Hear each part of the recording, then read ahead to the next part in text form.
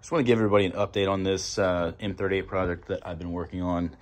So I took about a 9-month sabbatical from this. My wife and I welcomed a new baby into our family, so I had to take some time away for family and to handle all that.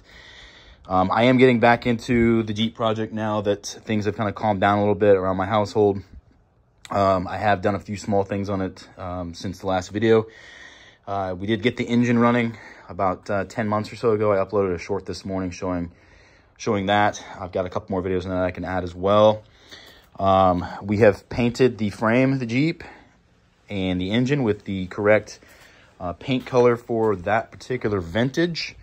And that, I ordered that online. It's a shade number 2430 semi-gloss olive drab. So that is the correct paint color that was used between 1950 and 1956 by the military for all their vehicles. We got the new exhaust in, front to back. I did end up having to put a Solex carburetor on here.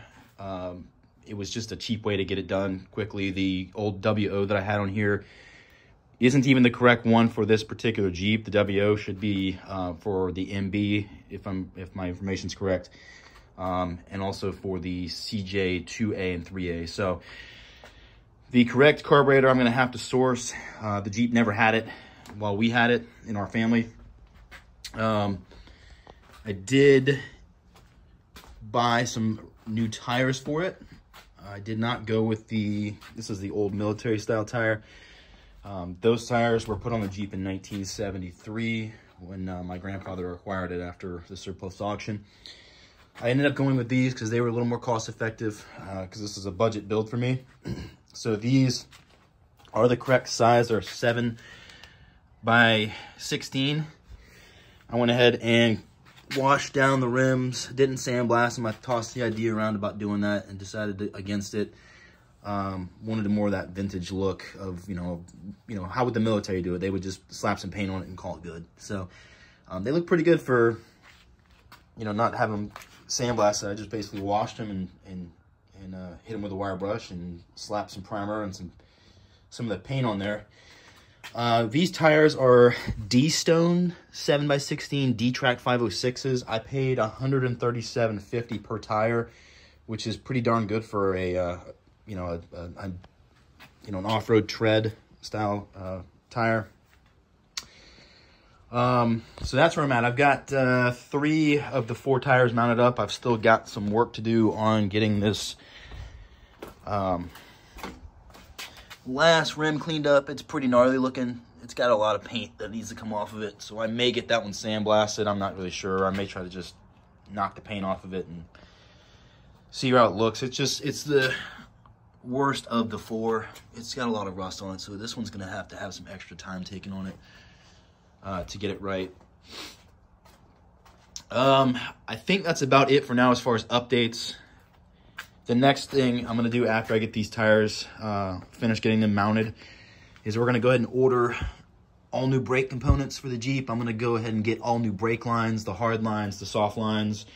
We're gonna go with all new brake components. So we're gonna I'm gonna put together a video of taking these apart. We need to do a knuckle rebuild as well. I'll document that, and then I'm gonna get into the steering. The steering, both the tie rod tubes on this thing are bent from just years of people, you know, driving this thing off road. And we're gonna do new tie rod ends. And I'm gonna have to do a rebuild on this steering box as well because it has a lot of slack in it, a lot of slop. The wheel turns good 6 inches or so before it even catches. So I'm thinking that there's some sector shaft issues or some bearings that are really worn out in here that we're gonna have to take all this apart. They sell a rebuild kit for this, so we're gonna have to take all that apart and rebuild it. But she's coming along. It's gonna be, you know, I'm entering in April will be the 2nd year of working on this. I did take the 10 months off. I guess you can not count that time, but you know, it's going to be a very long-winded project. It's probably going to take me another 2 years or so to get it done and get it semi on the road. So just want to give you guys an update and apologize for the delays in the videos. There's been a lot of stuff going on lately, so I will get back to you guys on when we get this fourth rim mounted up. I'll probably try to do a video on cleaning all that stuff up and getting it mounted. I'll kind of show what I had to do to manually mount these tires.